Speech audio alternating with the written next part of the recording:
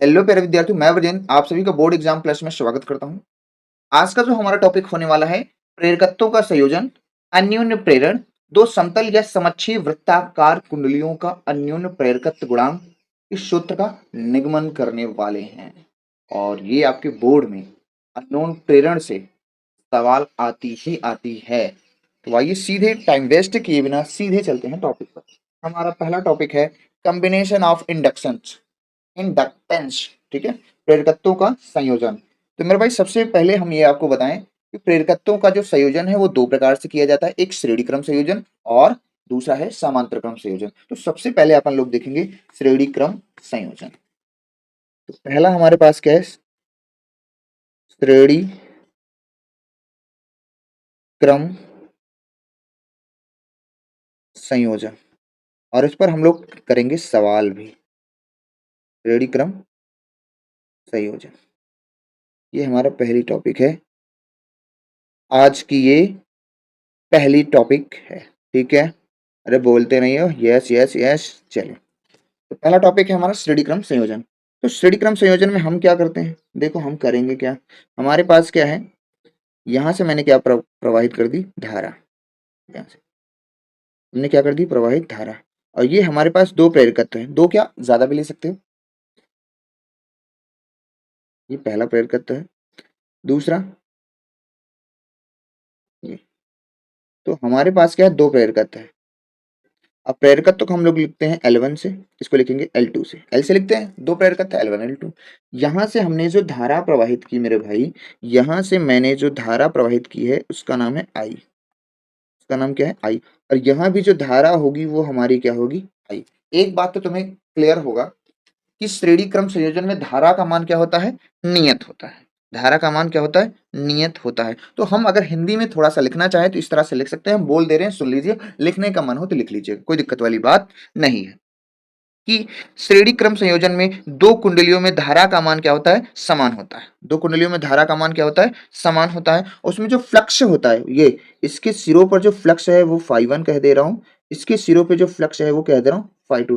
पहले कुल चुंबकीय फ्लक्स में जो परिवर्तन था वो फाई था। अब जैसे जैसे प्रेरकत्व बदलता गया, प्रेरकत्व मिलता गया, उसी प्रकार से चुंबकीय फ्लक्स में परिवर्तन अलग अलग होता गया। ठीक है, चलिए, तो हम कह सकते हैं यहां से अगर हम निकालें कुल फ्लक्स, कुल चुंबकीय फ्लक्स में यानी कुंडली में कुल चुंबकीय फ्लक्स में परिवर्तन, फ्लक्स में हम क्या निकालेंगे, चुंबकीय फ्लक्स में परिवर्तन, या कुल चुंबकीय फ्लक्स बोल सकते हो, कोई दिक्कत वाली बात नहीं है। तो हम कहेंगे फाई बराबर φ1 प्लस φ2, ये इक्वेशन हमारा हो जाएगा फर्स्ट। अब चूंकि एक बात बच्चे बच्चे को पता है कि फाई बराबर क्या होता है, Li, पीछे हम लोग पढ़ चुके हैं। तो यहां से हम अगर φ1 बराबर कल को कहेंगे तो क्या हो जाएगा मेरे भाई, L1 I, L1 I। और φ2 बराबर कहेंगे कल को तो क्या हो जाएगा, L2 I। क्यों, क्योंकि धारा का मान क्या है, समान है।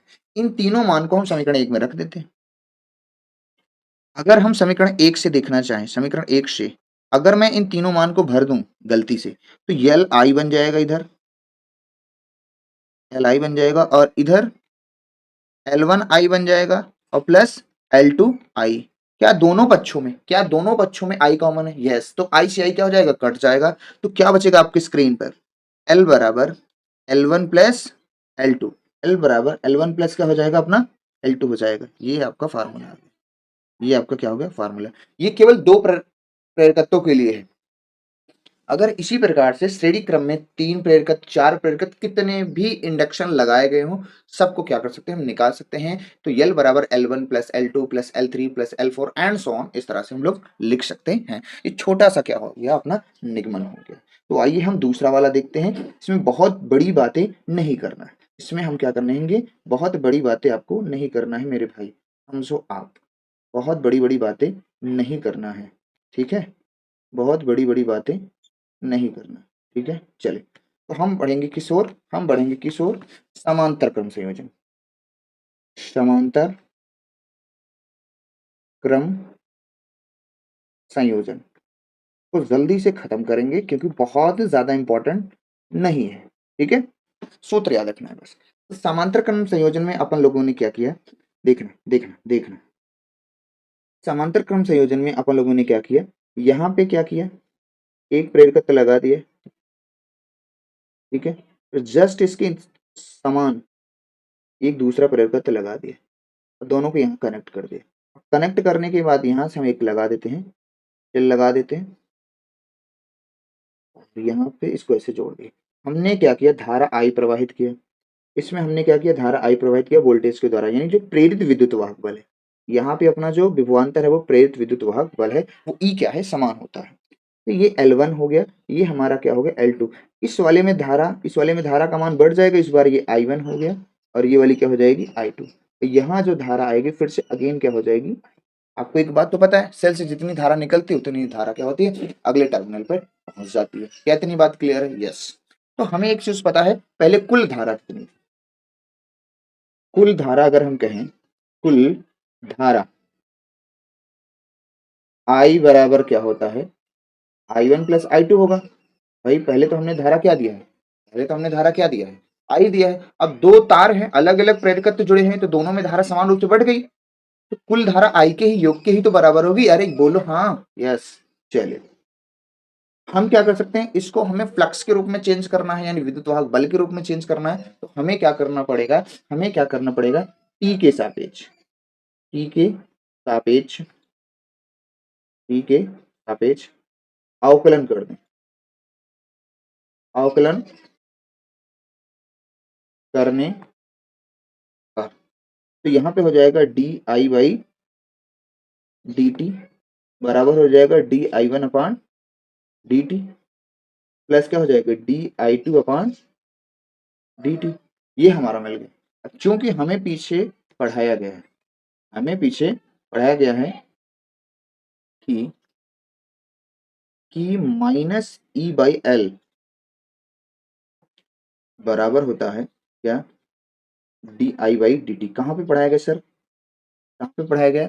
अरे भाई स्वप्रेरण में पढ़ाया गया। यस यस यस, याद आ गया सर। तो इस चीज का हम लोग क्या करेंगे, उपयोग करेंगे, इस चीज का हम लोग क्या करेंगे, उपयोग करेंगे। यहाँ से अगर हम यहाँ पे रखें मान, तो डी आई का मान कितना, माइनस ई अपान एल, ये हो जाएगा, ठीक है सर। और ये डी आई वन है, तो डी आई वन के लिए क्या करेंगे, तो यहाँ पे हो जाएगा अपना ई, तो आपका क्या है, समान है। देखो समांतर क्रम में संयोजन में जो आपका विभवांतर है प्रेरित विद्युत वाहक बल, वो क्या होता है, समान होता है। तो यहाँ पे फिर प्लस माइनस माइनस हो जाएगा ई अपान एल टू। क्या दोनों में, ध्यान से देखें, क्या दोनों में माइनस ई कॉमन है, क्या दोनों बच्चों से कट जाएगा, यस। तो अपने पास यहाँ बचेगा क्या, अपने पास क्या बचेगा, यहाँ पे देख लीजिए, यही साइड में मैं दिखा दे रहा हूँ, छोटी जगह है। तो यहाँ पे क्या हो जाएगा, 1/L बराबर क्या हो जाएगा, 1/L1 प्लस 1/L2। ठीक है, ये आई होप आपको क्लियर हो रहा है। ठीक है, ये अपना एक फार्मूला है। इसी फार्मूले को हम थोड़ा सा और सॉल्व कर दें, इस तरह भी लिख सकते हैं। सॉल्व करेंगे तो इसको यल बराबर क्या करेंगे, L1 L2 बटे क्या हो जाएगा, L1 प्लस L2।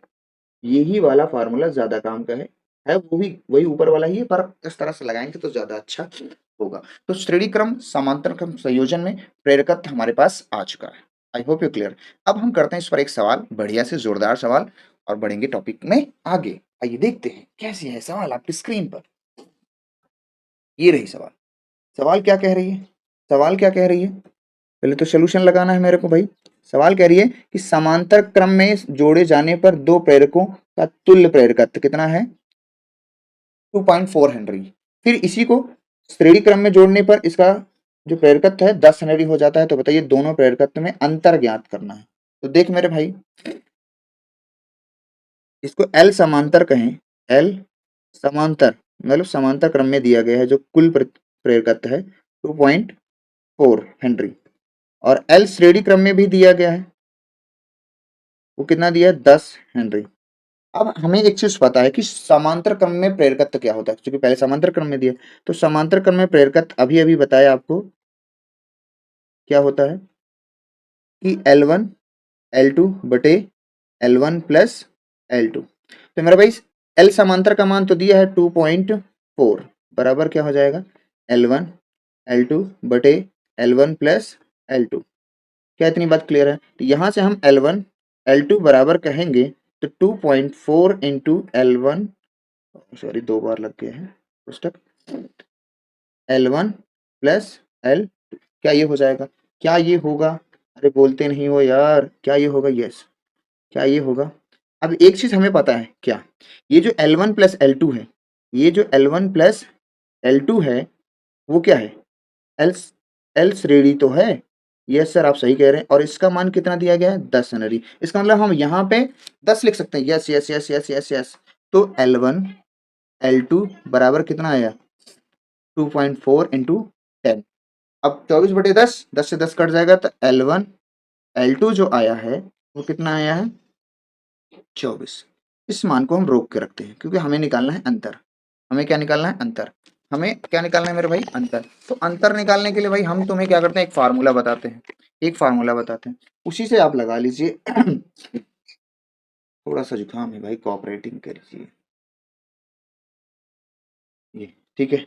तो हम क्या करते हैं, हमारे पास एक फार्मूला है। हमारे पास क्या है? एक फार्मूला। क्या है कि, ओहो, दूसरे कि L1 माइनस L2 का जो होल स्क्वायर होता है वो बराबर होता है L1 प्लस L2 के whole square minus 4 L1 L2। आप इसको जब आप खोलेंगे, इसको जोड़ेंगे तो ये L1 माइनस L2 का whole square, L1 minus L2 का होल स्क्वायर। थोड़ा सा बोलने में दिक्कत हो रही, जुकाम बहुत है। ठीक है, तो हम L1 माइनस L2 का होल स्क्वायर रखते हैं। अब सर इसका मान कितना है?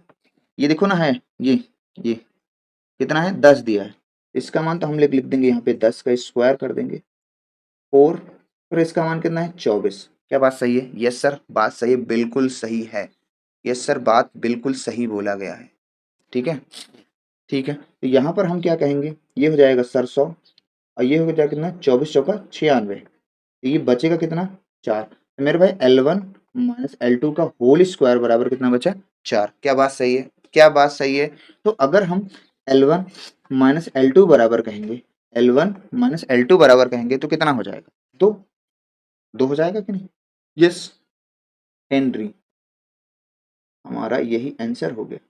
हमारा यही आंसर हो गया। यही हमसे पूछा था कि दो प्रेरकत्व को क्या है? अंतर। अब अगर हमसे ये पूछा होता कि L1 और L2 का मान कितना है, तो देखो यहाँ पे, देखो आप ध्यान से देख लीजिए, क्योंकि थोड़ी सी सवाल बढ़ सकती है इसलिए मैं बढ़ा रहा हूँ, बाकी सवाल का आंसर आपके हो चुका है। अगर यहाँ पर हमसे ये पूछा होता, देखिए ये एक हमारे पास एक समीकरण ये होता, अगर पूछा होता तो ये एक, और दूसरा हमारे पास समीकरण ये होता। हमसे पूछा होता कि L1 व L2 का मान भी ज्ञात कीजिए, L1 व L2 का मान भी ज्ञात कीजिए, तो समीकरण 1 और 2 को हम लोग क्या करते हैं? सॉल्व करते हैं, कर भी लेते हैं अगर पूछता तो। अगर L1 व L2 का मान पूछा होता, ठीक है, तो यहाँ से हम समीकरण 1 और 2 को जोड़ देंगे, तो L2 से L2 क्या हो जाएगा? कट जाएगा। तो L1 L1 2L1 हो जाएगा, और इधर हो जाएगा 12। इधर हो जाएगा क्या है? 10 दूनी 12। L1 बराबर कितना हो जाएगा? 6 हो जाएगा। L1 आ जाएगा हमारा इतना हेनरी। अब हम इसको मान समीकरण 1 में रख दें। समीकरण 1 में अगर हम क्या कर दें? L1 का मान रखते हैं। L1 का मान समीकरण 1 में रख देंगे, कितना हो जाएगा? 6 प्लस L2 बराबर कितना है? 10। तो L2 बराबर कितना हो जाता है मेरे भाई? 4 हेनरी। क्या ये बात क्लियर हुई? क्या ये बात क्लियर हुई? आपको समझ में आ गया होगा कि हाँ सर, सवाल ने आपने जो लिया वो अच्छे लेवल की थी, क्योंकि इस लेवल की सवालें क्रम में बहुत ही अच्छी ले ली आपने। ठीक है, तो आई होप यू क्लियर। अब हम बढ़ेंगे अपने नेक्स्ट वाले टॉपिक पे। अब हम बढ़ेंगे अपने नेक्स्ट टॉपिक पर, और उसको बहुत ही अच्छे से समझने वाले हैं। देखिए, हमारा जो पहला अगला टॉपिक है मेरे भाई, ये रहा आपकी स्क्रीन पर। Mutual induction. म्यूचुअल इंडक्शन का मतलब अन्योन्य प्रेरण। अन्योन्य प्रेरण का मतलब यह है कि जो स्वयं से प्रेरित ना हो, कि दूसरे से प्रेरणा लेता है। यहाँ पे कुंडली में भी ऐसा होगा। अभी देखिएगा, जब हम किसी एक कुंडली या परिनालिका में धारा के मान में परिवर्तन करेंगे, तो दूसरी कुंडली में फ्लक्स के मान में भी परिवर्तन होगा। तो सबसे पहले हम डेफिनेशन पे नहीं जाएंगे, आपको चित्र के द्वारा इसकी सारी बात बताएंगे, और उसी से हम इसका निर्माण करेंगे। तो देख मेरे भाई, हमारे पास क्या एक परिनालिका है, ध्यान समझना। प्रणालिका लो या कुंडली, बोलने में बहुत दिक्कत है, फिर भी कोशिश है आज तो खत्म ही कर देना है। ये एक प्रणालिका है और इसमें हम कह रहे हैं फेरों की संख्या जो है हमारी इस तरह है। बहुत ज़्यादा फेरों की संख्या नहीं दिखा रहे हैं, आप समझो, भावनाओं को समझिएगा। ठीक है, ये हमारी क्या है, प्राथमिक कुंडली है, इसको हम बोल दे रहे हैं क्योंकि नाम लेते चलेंगे, प्राथमिक कुंडली, प्राथमिक कुंडली। ठीक है, और सेम सेम आकार का, लगभग सेम क्षेत्रफल का एक और कुंडली लेंगे, जो कलर हम चेंज करके आपको दिखा रहे हैं। यहाँ पर हमारे पास सेम आकार की, लगभग सेम क्षेत्रफल की, है ना, आप समझिए, यहाँ पर एक कुंडली और है,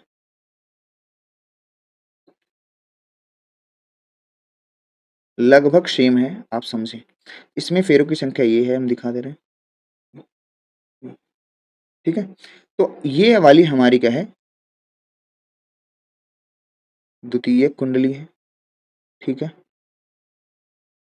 द्वितीय कुंडली कहो या द्वितीय परिनालिका, कोई दिक्कत नहीं, कह सकते हो। ठीक है, परिनालिका ही बोल सकते हो, कोई दिक्कत नहीं। अब पहले वाले का वोल्टेज मैंने सॉरी, पहले वाले का वोल्टेज जो है उसी कलर से बनाया जाए, तो आपको गड़बड़ हो सकता है। ये तो है पहले वाले का वोल्टेज, ओ माय गॉड, ये क्या चल रहा है, पहले वाले का वोल्टेज।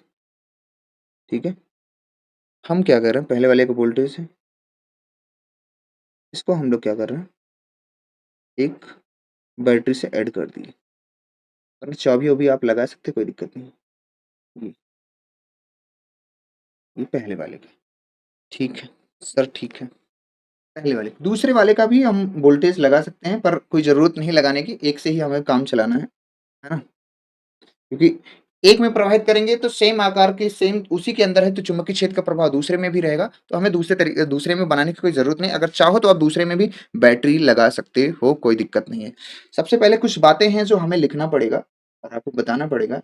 देखिए क्या, कि हमारे पास क्या है, समझिएगा। पहली चीज़ क्या है कि 2 परिनालिकाएँ, 2 परिनालिकाएँ या 2 परिनालिका है, ऐसा लिखते हैं। भाई मैं कुंडली बोल रहा हूँ, वही परिनालिका है, ठीक है? 2 परिनालिका है। मैं कह रहा हूँ जिसकी लंबाई लगभग लगभग समान है। दोनों की लंबाई क्या है, लगभग क्या है, L1 L2 क्या है, समान है। मैं ये कह रहा हूँ। दोनों की लंबाई क्या है, मैंने सेम लंबाई के लिए, ठीक है। दूसरी चीज़, दोनों परिनालिकाओं नालिकाओं परिनालिकाओं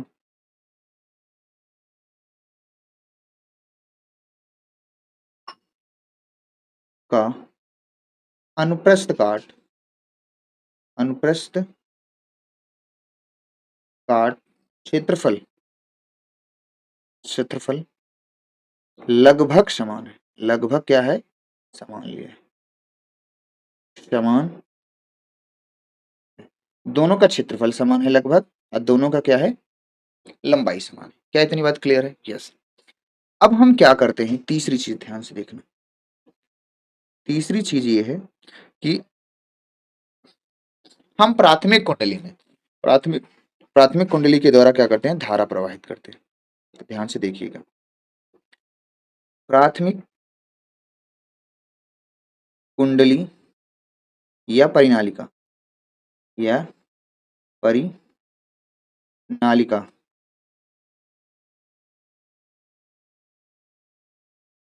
के द्वारा धारा प्रवाहित करने पर, धारा प्रवाहित करने पर करने पर पर द्वितीयक, हम देखते हैं द्वितीयक कुंडली में द्वितीयक कुंडली में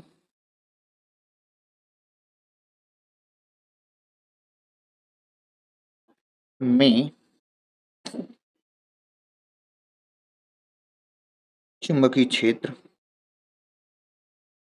चुंबकीय क्षेत्र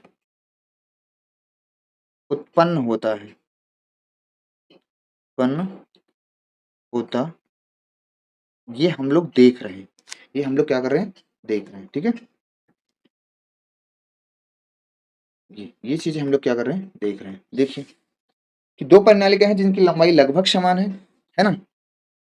अब द्वितीय कुंडली में चुंबकीय क्षेत्र उत्पन्न हो रहा है, इसका मतलब ये है कि द्वितीय कुंडली में फ्लक्स में परिवर्तन हो रहा है।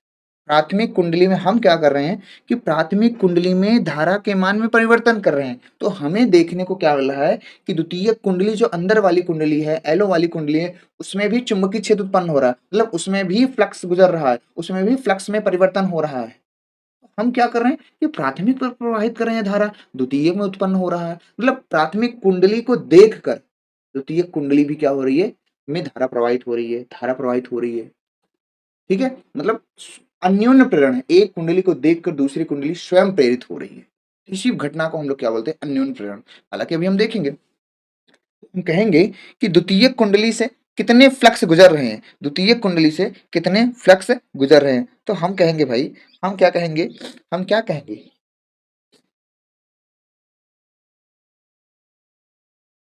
द्वितीयक कुंडली से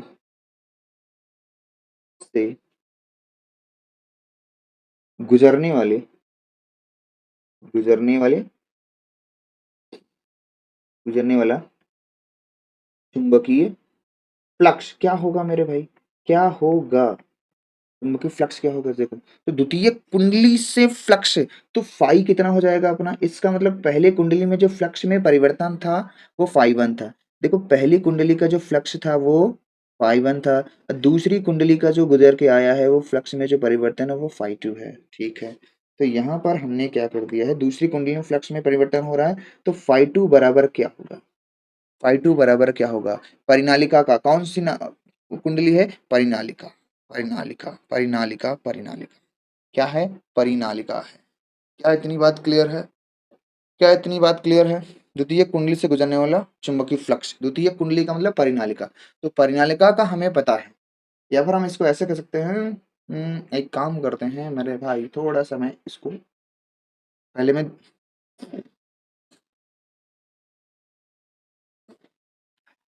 ए भगवान कितनी जुकाम है। इसको मैं थोड़ा सा हटा के, मैं पहले इसको थोड़ा सा लेट मिलाऊंगा। पहले मैं ये कह रहा हूँ तुम्हें कि जैसे ही मैंने प्राथमिक कुंडली से धारा प्रवाहित की, तो द्वितीय कुंडली में भी फ्लक्स में परिवर्तन हो रहा है, लेकिन प्राथमिक कुंडली में कितना चुंबकीय क्षेत्र था, ये हमें बताना पड़ेगा। भाई ये तो बताना पड़ेगा ना, प्राथमिक कुंडली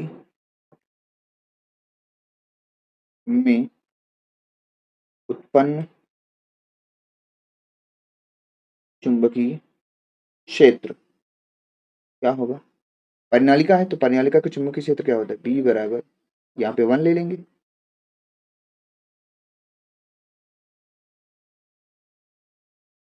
बी वन बराबर क्या होगा, म्यू नॉट क्या होता है, एन आई, यही तो होता है। भाई किसी परिनालिका का चुंबकीय क्षेत्र क्या होता है, एक बार के लिए मैंने आई लिया है, प्राथमिक कुंडली में धारा आई ली है, तो दूसरी कुंडली में भी जो धारा है प्रवाहित होगी वो भी आई ही बोलूंगा। आई टू आई वन बोल सकते, कोई दिक्कत नहीं, पर अपन क्या करेंगे कि आई ही लेंगे, ये प्राथमिक कुंडली की धारा है। ठीक है, यहाँ पर वन कह सकते हो आप, कोई दिक्कत नहीं है ना। अब यहां से क्या करते हैं, ये तो हो गया हमारा क्या है कि परिनालिका में क्या आ गया, चुंबकीय क्षेत्र। अब द्वितीय कुंडली में फ्लक्स में परिवर्तन हो रहा है, तो द्वितीय यहां से एक चीज और बढ़ा सकते हैं, बी वन बराबर क्या होता है, mu naught upon n, upon n i बटे टू।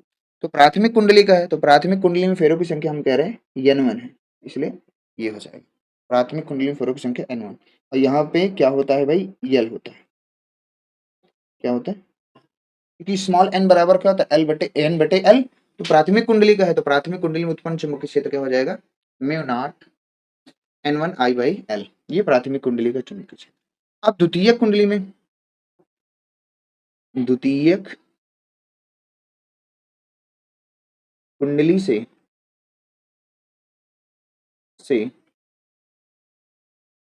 गुजरने वाला चुंबकीय फ्लक्स, चुंबकीय फ्लक्स क्या होगा जरा देखना। तो φ2 बराबर क्या होगा द्वितीयक कुंडली में, तो द्वितीयक कुंडली में फेरों की संख्या भी है, क्या है भाई, फेरों की तो संख्या भी तो है, yes yes yes yes yes. तो द्वितीयक कुंडली में फेरों की संख्या क्या होगी N2, और चुंबकीय क्षेत्र क्या होगा A, और क्षेत्रफल क्या होगा, लगभग दोनों का क्या है, बराबर है। मैंने बोला क्षेत्रफल दोनों का लगभग क्या है, बराबर है। मैंने 2 पॉइंट आपको यहाँ पे क्लियर किया है, क्षेत्रफल लगभग दोनों का क्या है, बराबर है। अब ये φ2 का क्या मतलब है, φ2 का मतलब है कि प्राथमिक कुंडली में जब हमने धारा प्रवाहित किया तो चुंबकीय क्षेत्र अपना पहली कुंडली में ये इतना उत्पन्न हुआ, ऊपर देखें आप यहाँ पे जहाँ एरो का चिन्ह लगा रहा हूँ, है ना, सही का। तो ये पहली कुंडली में क्या हुआ, उत्पन्न चुंबकीय क्षेत्र है।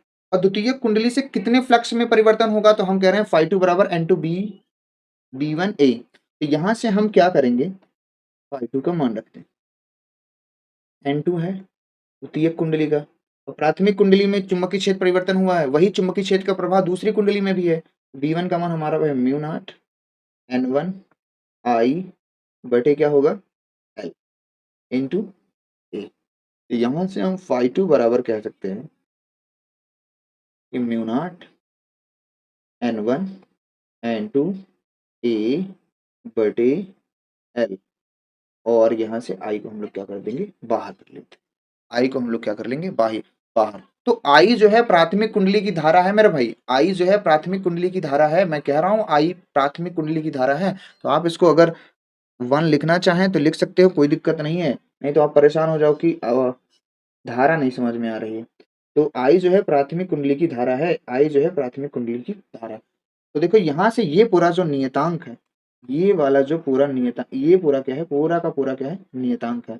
यहाँ जो φ2 है वो डायरेक्टली प्रोपोर्शनल किसके हो गई, जो φ2 है वो डायरेक्टली प्रोपोर्शनल किसके हो गया, धारा के।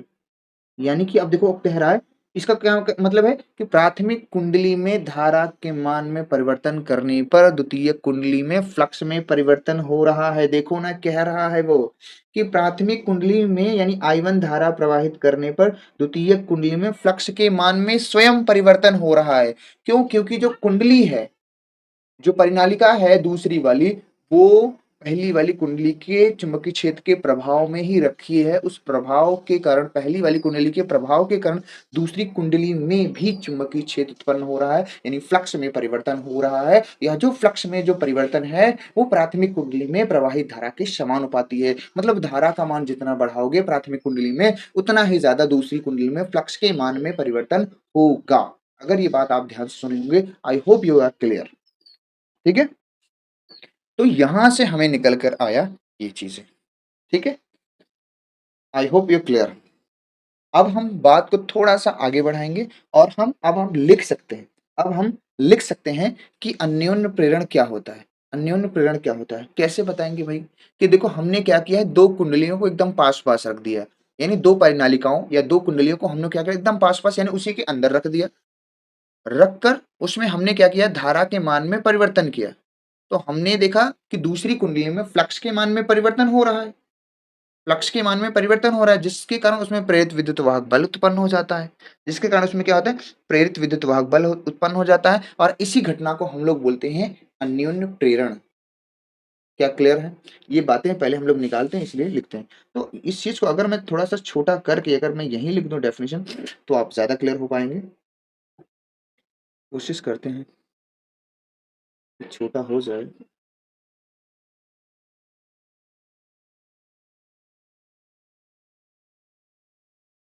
ठीक, चलिए, तो यहीं पर हम क्या कह सकते हैं मेरे भाई, अब हम आराम से कह सकते हैं क्या, कि अन्योन्य प्रेरण क्या है। अन्योन्य प्रेरण को हम लोग परिभाषित आराम से कर सकते हैं, क्योंकि हमने निकाल लिया यार मेन चीजें। अब ये जो आपका था ये पूरा क्या था, नियतांक था, यानी नियत है। कैसे सर, कैसे? देखो ना आप, भाई म्यू नॉट का मान नियत होता ही है। N1 N2 फेरों की संख्या भी दोनों कुंडली में नियत होगी। क्षेत्रफल आपका नियत है ये दोनों का। लंबाई भी आपकी दोनों की नियत है ही। वो तो मैंने लाइनों में ही लिख दिया है यहाँ पे, पहला दूसरा पॉइंट यही है। तो यहाँ पर केवल कौन बदल रहा है? धारा। धारा बदल रही, ठीक है। तो चलिए, इसलिए पूरा ये नियतांक होगा। वही नियतांक आगे चल के म्यूचुअल इंडक्शन बनेगा। म्यूचुअल इंडक्शन यानी अन्योन्य प्रेरकत्व। चलिए, तो पहले हम लिखते हैं कि हमने क्या लिखा। दो जब दो दो परिनालिकाओं परिनालिकाओं या कुंडली को पास पास रखो या उसी के अंदर, ठीक है। कुंडली को पास पास रख कर, पास पास रख कर, है ना, धारा प्राथमिक कुंडली से, ऐसा यहाँ लिख देंगे क्योंकि मैंने प्राथमिक कुंडली का यूज किया है। पास पास रख कर प्राथमिक कुंडली में धारा के मान में परिवर्तन परिवर्तन करने पर, धारा के मान में परिवर्तन करने पर दूसरी कुंडली यानी कि दूसरी प्रणालिका अंदर वाली, ठीक है, दूसरी वो, समझ पा रहे हैं? दूसरी कुंडली यानी दूसरी परिनालिका, समझ पा रहे हैं ना? दूसरी कुंडली कहो या परिनालिका, इसलिए मैं दोनों यूज कर रहा हूं। दूसरी कुंडली में फ्लक्स के मान में, ओहो, फ्लक्स के मान में मान में मान में परिवर्तन होता है। मतलब ये कि द्वितीय कुंडली में फ्लक्स परिवर्तन हो रहा है, जैसा कि आपने अभी निगमन किया, होता है। ठीक है, क्या क्लियर है? जिसके कारण जिसके कारण प्रेरित विद्युत वाहक बल उत्पन्न हो जाता है, हो जाता है। भाई प्रेरित विद्युत वाहक बल उत्पन्न हो जाता है, इसका मतलब द्वितीय कुंडली में भी धारा का जो है प्रवाहित होने लगती है। प्रेरित विद्युत वाहक बल उत्पन्न हो जाता है और कुंडली में, द्वितीय कुंडली में भी धारा प्रवाहित होने लगती है। इसी घटना को हम लोग क्या बोलते हैं? अन्योन्य प्रेरण। तो लिख देंगे इसी घटना को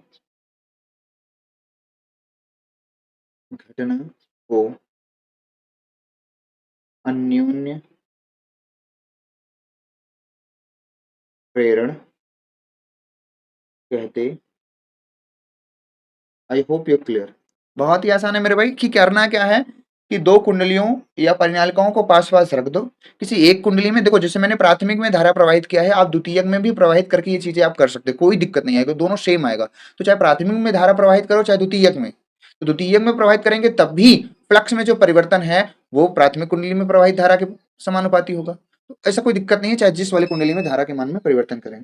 तो जब दो कुंडलियों को पास पास रखकर किसी एक कुंडली में धारा के मान में परिवर्तन किया जाता है तो द्वितीय कुंडली में फ्लक्स के मान में परिवर्तन हो जाता है, जिसकी वजह से प्रेरित विद्युत वाहक बल उत्पन्न हो जाता है। और इस घटना को हम लोग बोलते हैं, या इसी घटना को हम लोग बोलेंगे अन्योन्य प्रेरण कहते हैं। आई होप यू क्लियर। अब हम ये जो नियतांक आया है, ये जो नियतांक है उसके बारे में बात करते हैं।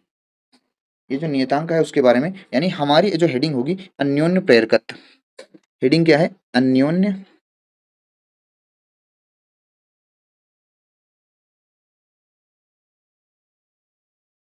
हमारी हेडिंग क्या है? अन्योन्य प्रेरकत्व। प्रेरकत्व ने प्रेरकत्व, हाँ ठीक है, प्रेरकत्व या अन्योन्य प्रेरकत्व गुणांक, या अन्योन्य प्रेरकत्व गुणांक, दोनों एक ही चीज है। अब ये क्या है, इसको हम थोड़ा सा समझेंगे। ये क्या है, इसको थोड़ा सा हम लोग क्या करेंगे, समझेंगे। देखो इसको कैसे समझेंगे, अभी अभी हम लोगों ने पढ़ा, अभी अभी हम लोगों ने पढ़ा कि ये जो फाई टू है, जो फाई टू है डायरेक्टली प्रोपोर्शनल किसके है, आई वन के। इसका मतलब ये है कि प्राथमिक कुंडली में धारा के मान में परिवर्तन करने पर द्वितीयक कुंडली में फ्लक्स के मान में परिवर्तन होता है। सही है, अर्थात ये कह सकते हो कि द्वितीयक कुंडली में परिवर्तित चुंबकीय फ्लक्स प्राथमिक कुंडली में प्रवाहित धारा के कैसा है, समानुपाती। अब यहां से जब समानुपाती का चिन्ह हटाएंगे तो यहां से समानुपाती का चिन्ह हटाएंगे तो एक नियतांक आएगा m और ये हो जाएगा एम आई। यहां से अगर हम m बराबर कहेंगे तो ये हो जाएगा आपका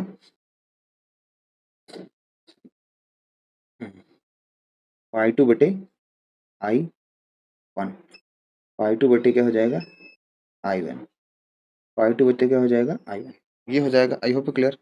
अगर उसमें कुंडली में फेरों की संख्या है तो भाई फेरों की संख्या से आप गुणा कर सकते हो, कोई दिक्कत वाली बात नहीं है। ठीक है, फेरों की संख्या है द्वितीय कुंडली में तो N2 से गुणा कर सकते हो, कोई दिक्कत नहीं है ना, N2 से गुणा कर सकते हैं। यहाँ आप अगर N2 लेते हैं तो कोई दिक्कत नहीं कि द्वितीय कुंडली में फेरों की संख्या, कोई दिक्कत नहीं, तो यहाँ पे केवल N2 आ जाएगा बस, कोई दिक्कत नहीं।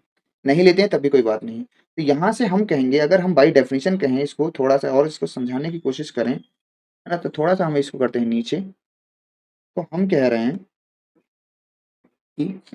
कि जो द्वितीय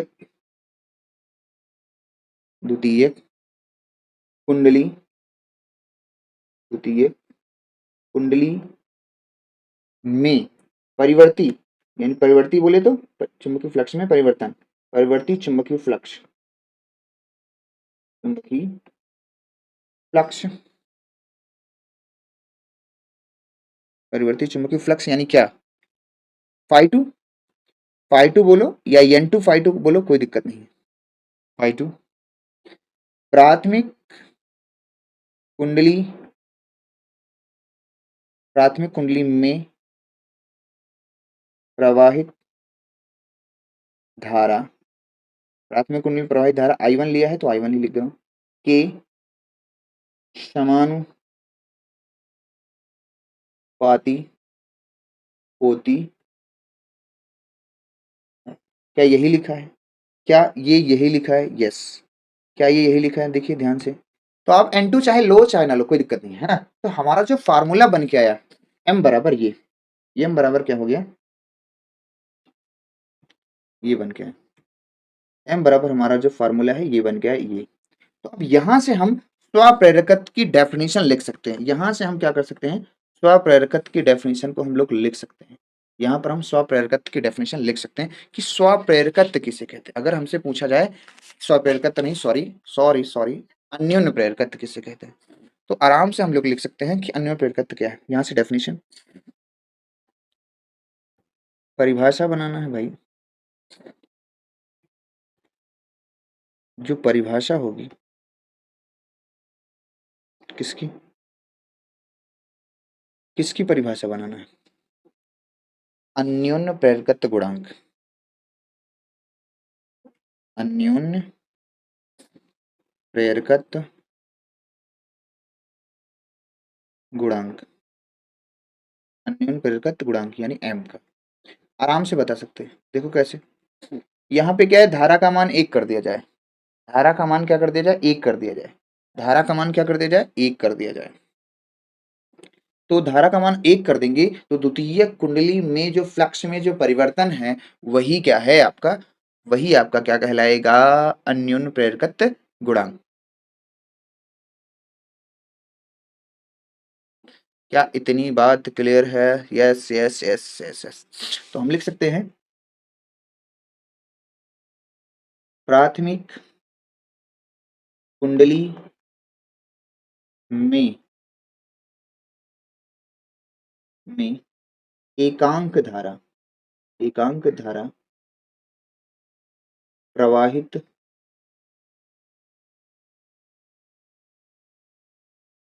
करने पर, एकांक धारा प्रवाहित करने पर द्वितीय कुंडली, इन द्वितीय पर ना लिखा, द्वितीय कुंडली, द्वितीय कुंडली के चुंबकीय फ्लक्स में परिवर्तन ही ही अन्यून प्रेरकत्व गुणांक कहलाता है। बहुत ही आसान भाई। यहाँ सूत्र में हम क्या कर दें, अगर धारा का मान क्या कर दें, 1 कर दें, तो जो फाई द्वितीय कुंडली में फ्लक्स में जो परिवर्तन है यानी φ2 वो क्या हो जाएगा, m के बराबर हो जाएगा। m के क्या हो जाएगा, बराबर हो जाएगा। तो आराम से लिख सकते हैं। थोड़ा सा इसको हम कर लेते हैं छोटा,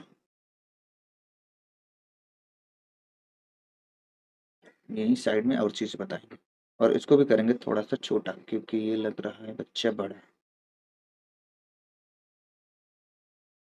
ठीक है, ये चीज को यहाँ कर दिया और इस चीज को थोड़ा सा हम लोग कर रहे हैं। अरे काम ही नहीं कर रहा है। अरे बच्चा थोड़ा सा काम कर लिया करो। अरे भाई अक्षर कट जा रहा है। और सेटअप सेटअप सेटअप सेटअप। ठीक, तो थोड़ा करते हैं ऊपर। ठीक है, ये हो जाएगा अन्योन्य प्रेरकत्व हमारा कहलाएगा। अब हम क्या कर सकते हैं कि अन्योन्य प्रेरकत्व को विद्युत वाहक बलों के पद में ज्ञात सकते हैं। परिभाषा आएगी तो मेरे भाई आपको ये लिख देना है। परिभाषा आएगी तो ये परिभाषा आपको लिख देना है। सूत्र यहाँ से निकला है आपका, यहीं से आपका परिभाषा निकली है। ठीक है, तो अब हम क्या करते हैं, क्या करते हैं, देखिए ना क्या करता हूँ मैं बहुत खतरनाक आदमी हूँ रे बाबा। मैं क्या करता हूँ, बहुत ही खतरनाक आदमी। चलो देखो, यहीं से क्या कर देता हूँ, यहीं पर कर दे रहा हूँ, यहीं पे करूंगा, यहीं पे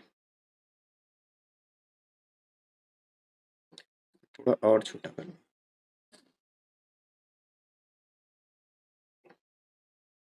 ठीक, यहीं पर मैं साइड में ही करूंगा देखो, क्योंकि ताकि तुम्हें दिखता रहे। ऐसा है। जिंदगी में क्या है, कुछ नहीं। यहाँ पर रहेगा तो आपको दिखता रहेगा, वो अलग से आप लिख लेंगे। तो अब तो है हमारा कि विद्युत वाहक बल के पदों में अन्यून प्रेरकत्व यानी एम या गुणांक भी कह सकते हैं, ये हमारा है। ये हमारी एक हेडिंग है। विद्युत वाहक बल के हम लोग क्या करेंगे, पदों में निकालने वाले। ठीक है, किसका मान, यम का मान, जैसे स्वप्रेरकत्व के लिए निकाले थे वैसे ही। तो देखो हम यहीं से उठाएंगे। हमें पता है क्या होता है कि ये जो फ्लक्स में जो परिवर्तन है वो क्या होता है, प्राथमिक कुंडली में प्रवाहित धारा के क्या होता है, समानुपाती। यहाँ पे फेरों की संख्या लो या ना लो कोई दिक्कत नहीं, अगर फेरों की संख्या आती है तो n से गुणा किया जाता है, बस n2 से। तो यहाँ से जैसे ही हम हटाएंगे तो यहाँ पर एक नियतांक आएगा एम आई, ये आ जाएगा। अब पूछा जाएगा सर फ्लक्स में जो परिवर्तन हो रहा है वो किसके सापेक्ष हो रहा है, धारा में जो परिवर्तन हो रहा है वो किसके सापेक्ष हो रहा है, तो हम कहेंगे किसके सापेक्ष परिवर्तन हो रहा है मेरे भाई, किसके सापेक्ष परिवर्तन हो रहा है, तो बताएंगे समय के सापेक्ष। इसलिए हम इसको क्या करेंगे, टी के सापेक्ष अवकलन अवकलन करने पर करने पर तो ये हो जाएगा D phi two upon D T हो जाएगा। एल एम तो यहाँ पे आपका वो है, नियत है, तो डी आई वन अपान क्या हो जाएगा, डी डी टी। अब यहाँ पे डी फाई टू अपान ये याद करो क्या है, याद पा रहे, कर पा रहे, याद कर पा रहे, ये आपका है प्रेरित विद्युत वाहक बल। लेकिन द्वितीय कुंडली में फ्लक्स में परिवर्तन हो रहा है तो द्वितीय कुंडली का प्रेरित विद्युत वाहक बल क्या होगा, -E2, क्योंकि माइनस में भी था। एम बराबर हो जाएगा डी आई वन बटे डी आई, क्या यही होगा, अरे क्या यही होगा, बोलो ना बोलो ना बोलो ना, ये तो मेरा आ गया रे फार्मूला। ये विद्युत वाहक बल के पद में है, लेकिन हमें चाहिए यम। यम बराबर अगर हम यहाँ से कहेंगे तो ये हो जाएगा अपना E2 upon D I one upon D T. ये अपना क्या हो जाएगा, फार्मूला बन जाएगा, और हम भी खुश, दादी भी खुश।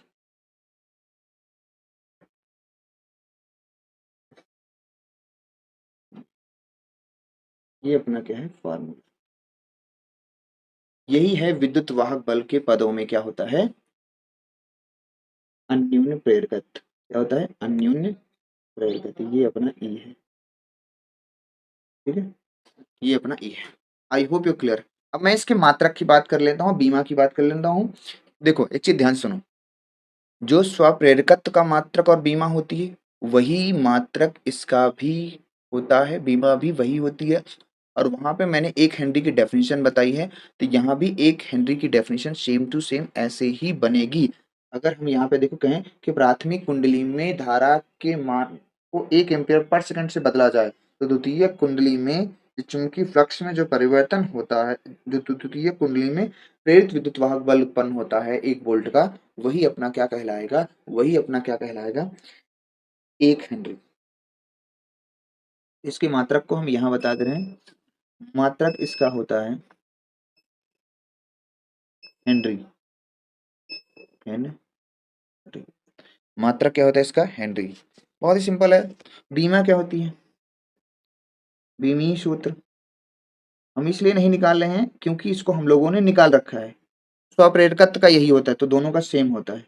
ये होता है क्या, एम होता है, एल स्क्वायर होता है, टी माइनस 2 होता है, a-2 सेम मात्रक सेम बीमा क्या है, स्वप्रेरकत्व और अन्योन्य प्रेरकत्व का।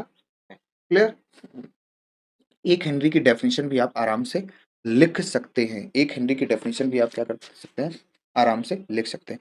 अब हमारे पास एक और हेडिंग है आज की लास्ट हेडिंग, दो वृत्ताकार कुंडलियों का स्वप्रेरकत्व निकालना है, या दो समतल वृत्ताकार कुंडलियों का स्वप्रेरकत्व निकालना है। तो एक चीज तो पता हमें चल गया है कि अन्योन्य प्रेरण में कि एक कुंडली में धारा के मान में परिवर्तन करेंगे तो द्वितीय कुंडली में भी धारा के मान में परिवर्तन होगा, द्वितीय कुंडली में फ्लक्स के मान में परिवर्तन होगा। ये बात हमें बहुत ही अच्छे से पता चल गई है।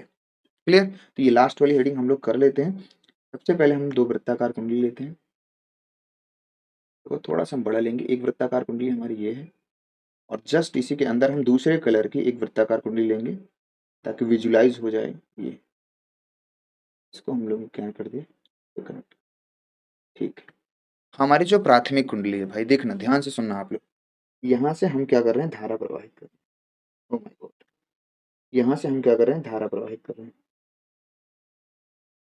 ये ऐसा समझिए।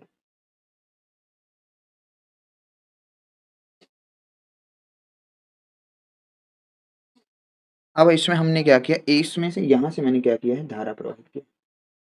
I1 प्राथमिक कुंडली है ये, तो धारा ऐसे प्रवाहित किया है, ऐसे प्रवाहित किया है, ऐसे। ठीक है, द्वितीय कुंडली में भी अपनी धारा प्रवाहित होगी। तो प्राथमिक कुंडली की जो त्रिज्या है, प्राथमिक कुंडली की जो हम त्रिज्या बोल रहे हैं, उसको हम लोग बोल दे रहे हैं R1। प्राथमिक कुंडली की त्रिज्या क्या है, R। द्वितीय कुंडली की जो त्रिज्या है वो हम लोग बोल दे रहे हैं R2। ठीक है, कोई दिक्कत नहीं। पहले वाली प्राथमिक कुंडली है, ये वाली अपनी क्या है, प्राथमिक कुंडली। सेम जैसे उसमें हुआ था परिनालिका के लिए, वही चीज कर रहे हैं मेरे भाई, वही चीज कर रहे हैं।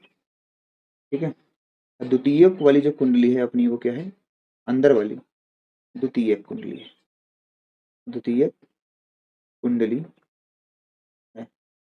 कुंडली कैसी है, वृत्ताकार है। ठीक है सर, बहुत अच्छी बात। तो जैसे ही मैं प्राथमिक कुंडली में धारा के मान में परिवर्तन कर रहा हूँ, या मैं धारा प्रवाहित कर रहा हूँ, तो इसको I1 बोल दे रहा हूँ। तो मैं क्या बोल रहा हूँ, I1। ठीक है, तो जैसे ही मैं क्या कर रहा हूँ, प्राथमिक कुंडली में धारा में परिवर्तन कर रहा हूँ, तो इसके कारण एक चुंबकीय क्षेत्र उत्पन्न होगा वृत्ताकार कुंडली के केंद्र पर। तो वृत्ताकार कुंडली के केंद्र पर चुंबकीय क्षेत्र पहले निकाल दें, तो भाई धारा प्रवाहित करेंगे, चालक तार है ही अपना, इसमें चारों ओर चुंबकीय क्षेत्र उत्पन्न होगा।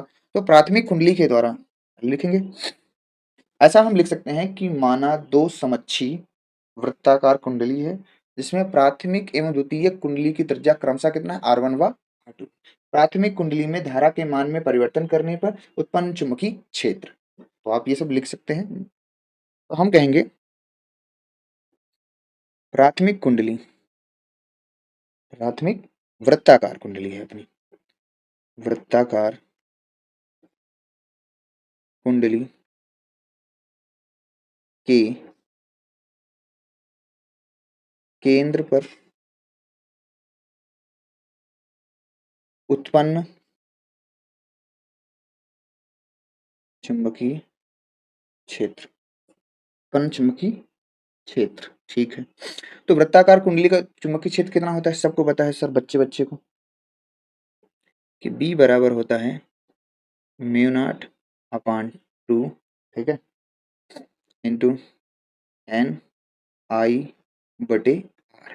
लेकिन प्राथमिक कुंडली की बात की जा रही है, तो प्राथमिक कुंडली का जो चुंबकीय क्षेत्र वो B1 है और इसका जो चुंबकीय क्षेत्र है वो B2 है।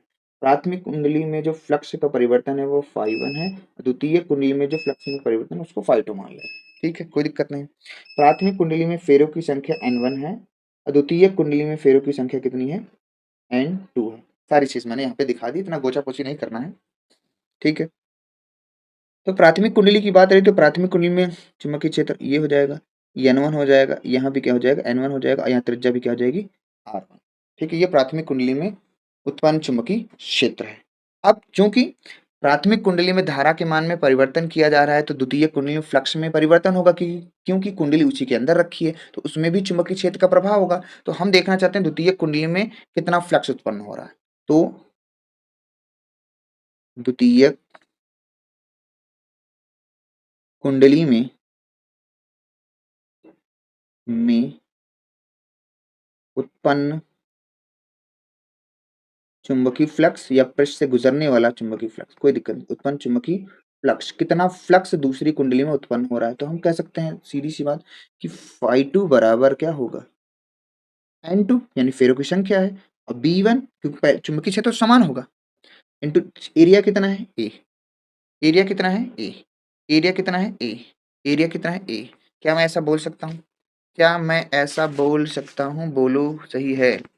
एरिया हमने ले लिया A, एरिया ले लिया A। ठीक है, या एरिया आप दूसरे वाले का A2 बोल दो, कोई दिक्कत नहीं, दूसरे वाले का एरिया A2 है, चलो ये भी बोल दो। यहाँ पे दूसरे वाले कुंडली का एरिया A2 है और पहले वाले का A1 रहा होगा, फिर रहा होगा, नहीं था। यहाँ से V2, अब यहाँ से N2 तो ठीक है, B1 का मान हम वहां से लिख सकते हैं म्यू नॉट N1 I1 बटे 2R1। यहाँ पे क्या हो जाएगा, A2। क्लियर। तो φ2 बराबर हो जाएगा, हम कह सकते हैं इसको ओह म्यू नॉट N1 गुणा कर देंगे N2 को, N2 I1, और इसको देखो I2 बोले तो सॉरी A2 बोले तो द्वितीय कुंडली का क्या है, क्षेत्रफल। और क्षेत्रफल कैसा लगेगा, कुंडली कैसी है, वृत्ताकार, तो वृत्ताकार कुंडली है तो इसका क्षेत्रफल क्या होगा, πr²2 बटे क्या हो रहा है 2R1।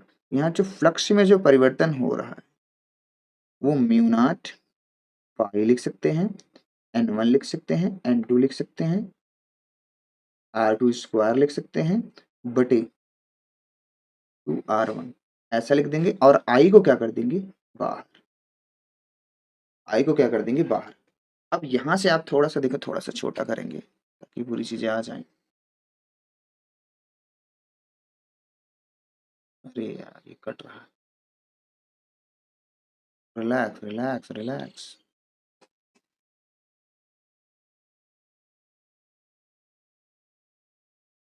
पूरा लेते हैं, थोड़ा सा छोटा करें,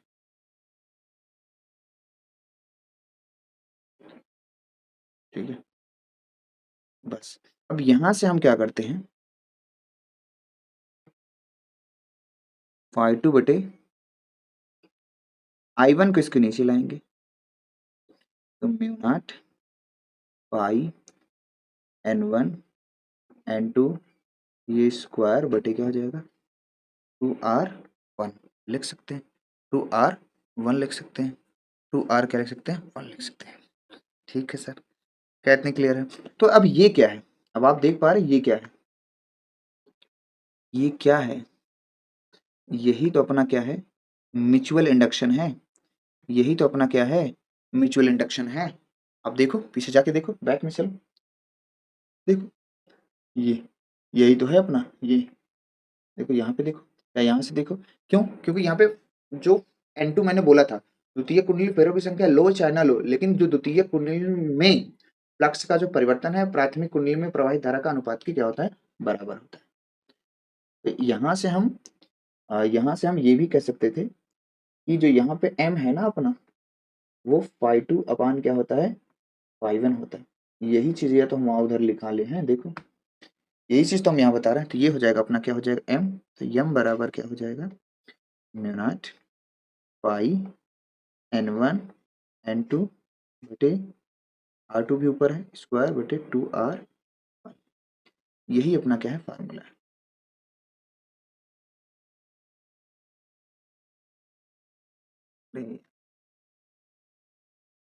इसको काटो थोड़ा से।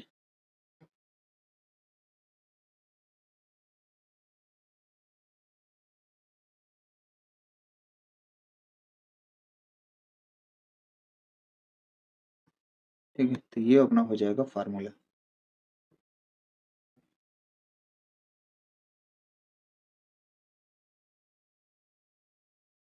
ये अपना क्या है? म्यूचुअल इंडक्शन का क्या हो गया? फार्मूला हो गया। ये अपना क्या हो गया?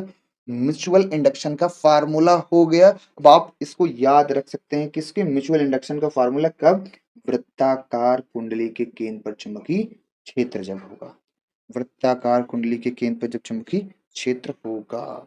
ठीक है, समझे भैया? अब हम नेक्स्ट वाला जो डेरिवेशन है अगली वीडियो में आएंगे। तो मेरा भाई आज के लिए बस इतना ही, बाकी नेक्स्ट वीडियो में मिलेंगे हम और न्यून प्रेरण की बात करेंगे। Okay, bye bye, take care बेटा।